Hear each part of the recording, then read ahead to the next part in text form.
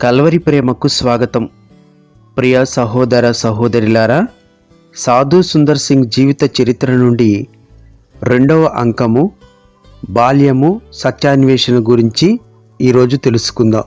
తెల్లవారుజాము 4:30 గంటలు కావస్తుంది. యవ్వనుడైన సుందర్ తన గదిలో అసహనంగా తిరుగుతున్నాడు. తాను అనుకున్న సమయం అయిపోవడానికి ఇంకా అరగంటే ఉంది. కానీ తాను ఎంత ప్రార్థించినా అదృశ్యుడైన దేవుడు ఇంకా ప్రత్యక్షం కాలేదు. తనలో ఆతురత ఎక్కువయింది.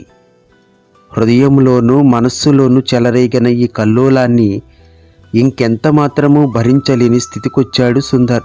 పంజాబ్ మైదానాల మీదుగా దూసుకొస్తున్న లూథియానా ఎక్స్ప్రెస్ మరో అరగంటలో తమ తోట ప్రక్క నుండే వెళుతుందని సుందర్కి తెలుసు. తన సంకల్పాన్ని ఆచరణలో పెట్టే సమయం ఆసన్నమైందని తలంచాడు సుందర్. 5 గంటలలోగా ఆ దేవుడెవరో తనకు ప్రత్యక్షం కాలేదంటే రాబోయే ఆ రైలు క్రింద పడి ఆత్మహత్య చేసుకోవాలని సంకల్పించాడు. 17 ఏండ్ల ఈ యువకుడు ఇలాంటి కఠోర తీర్మానాన్ని చేశాడంటే దీనికేదో బలవత్తరమైన కారణం ఉండి తీరాలి. సుందర్ తల్లి దైవభక్తి గల స్త్రీ అని ఇంటా బయట అందరికీ తెలుసు. సుందరికి అది తెలుసు.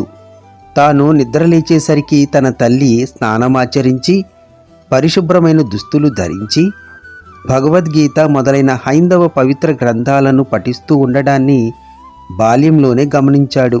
తన భౌతిక నేత్రములతో చూడలేని ఎవరినో గాని దేనినో గాని తన తల్లి అన్వేషిస్తుందని సుందర్ తెలుసుకున్నాడు. సుందర్కి కొంచెం గ్రహించుకునే వయసు రాగానే తన వలనే ఉదయాన్నే లేచి స్నానమాచరించి మత గ్రంథాలను పారాయణం చెయ్యాలని, ఆ తర్వాతని ఏదైనా తినాలని తల్లి నొక్కి చెప్పేది. అయితే ముందుగా తినడానికేమైనా పెట్టమని ఎన్నిసార్లు మారం చేసినా ప్రయోజనం ఉండేది కాదు. కాగా క్రమేపీ సుందర్ దినచర్యలో ఇదో భాగమైపోయింది. పసితనం నుండి బాల్యంలోనికి అడుగుడినను తల్లి ప్రభావం సుందర్పై ఎంతో ప్రస్ఫుటంగానుంది. తనకు అమ్మ ఉన్నదని, ఆమె తననెంతో చూసుకుంటుందని సుందర్ ధైర్యంగా ఉండేవాడు. వంటగదిలో తానే ఎంతో పనిలో ఉంటూ మరోవైపు పనివాళ్లను అజమాయిషీ చేస్తూనే సుందర్ని గమనించుకుంటూ ఉండేది. సుందర్ తన వైపు చూచినప్పుడు ఓ చిరునవ్వుతో కుమారుని గిలిగింతలు పెట్టేది ఆ తల్లి. ఇంటివారందరూ భోజనాలకు కూర్చున్నప్పుడు సుందర్ స్థానం తల్లి పక్కనే. అందరికీ అన్నం వడ్డిస్తూనే మధ్య మధ్యలో సుందర్ నోట్లో చపాతీ ముక్కలు పెడుతూ అష్టావధానం చేసేది తల్లి. సుందర్కి ఇష్టమైన కూరలు చేసి కొసరి కొసరి తినిపించేది. కొన్ని కూరలు సుందర్కి అంతగా ఇష్టం లేకపోయినా అన్నలలాగా నువ్వు బలంగా అవ్వాలని ఉద్బోధిస్తూ తినిపించేది. అమ్మతో చెప్పాలని, అమ్మకు చూపించాలని మెరిసే కళ్ళతో సుందర్ వచ్చిన ప్రతిసారి ఎంత పనిలో ఉన్ననూ కుమారుని కోరిక తీర్చడంలో నిర్లక్ష్యం చూపేది కాదు. మనసు బాధ కలిగినా, దెబ్బలు తగిలినా తల్లి ఒడియే సుందరికి పూలపాన్పు. తల్లి కొంగు పట్టుకుని తిరిగేవాడు. తలంటూ స్నానం చేయించి గుడికి తోడుకుని పోయేది. సిక్కు మతస్థురాలైనప్పటికీ ఆధ్యాత్మిక సత్యాలన్నీ సిక్కు మతంలోనే దొరుకుతాయని తలంచలేదామే. తన కుమారునికి తానే ప్రప్రథమ ఉపాధ్యాయురాలై భగవద్గీతను నేర్పించింది. 7 ఏండ్ల వయసొచ్చేసరికి భగవద్గీతను కంఠోపాఠంగా నేర్చాడు సుందర్.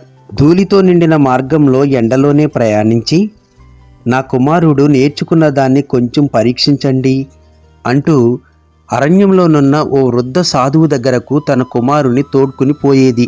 సుందర్ బాల్య జీవితంలో ఇదెంతో ప్రాముఖ్యమైనదని చెప్పవచ్చు. అదృశ్యుడైన దేవుని వెతికేందుకుగాను ఐహిక ప్రపంచానికి దూరంగా వచ్చి ఇచ్చట ధ్యాన సముద్రంలో నుండే ఈ సాధువు చుట్టూ ఎంతో ప్రశాంతతను, గంభీరమును, భయభక్తులతోనూ నిండి ఆకట్టుకునే వాతావరణముండేది. ఈ సాధువు తనను చూచినప్పుడు సుందరు ఏమాత్రమూ భయపడకుండా అతడడిగిన ప్రశ్నలకు నిర్భయముగాను స్పష్టముగాను జవాబిచ్చాడు.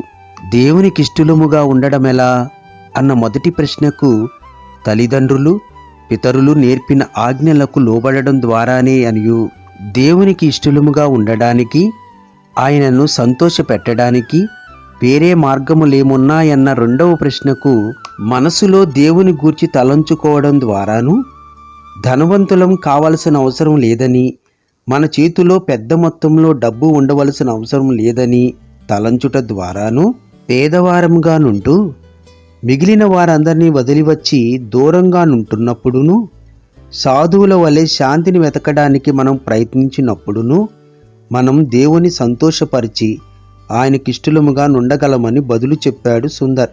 ఈ జవాబులు విన్న సాధువు మెచ్చుకుంటున్నట్లుగా తల పరికించి, ఎంతో చక్కగా జవాబులిస్తున్న ఈ కుర్రవాడు భవిష్యత్తులో సాధువు అవుతాడేమోనన్నాడు. ఈ మాటలు విన్న సుందర్ తల్లి ఆనందానికి అవధులు లేకపోయాయి. ఎట్టకేలకు తన కుమారుడు సాధువు కావాలనేది ఆమె కోరిక. సుందర్ కూడా తన తల్లి కోరికను గుర్తించాడు. సాధువు అయిపోవడంలోని భావం అంత పిన్న వయస్కుడైన సుందరికి తెలియలేదు గాని తన తల్లి ఎవరి యొద్దకు వెళ్ళుచుండేదో, ఆ భక్తులు వెతుకుతున్నదేమిటో సుందరికి తెలిసిపోయింది. హృదయంలో నెమ్మదిని, ఆత్మశాంతిని వారు వెతుకుచుండినారు. ఆసక్తిగా వెతికినప్పుడే అవి దొరుకుతాయని తనకు తెలిసినంత వరకు వివరించింది తల్లి. ఈ లోకంలో అభివృద్ధిలోనికి రావటం, సంతోషించడం, భోగభాగ్యాలను అనుభవించడం, ఆనందం పొందడానికి మరెన్నో చేయటం, ఇవన్నీ ఆంతర్యంలో దొరికే శాంతి ముందు దిగదుడిపే. ఇది ఆధ్యాత్మికమైన శాంతి, సంపూర్ణ సంతృప్తినిస్తుంది శాంతి.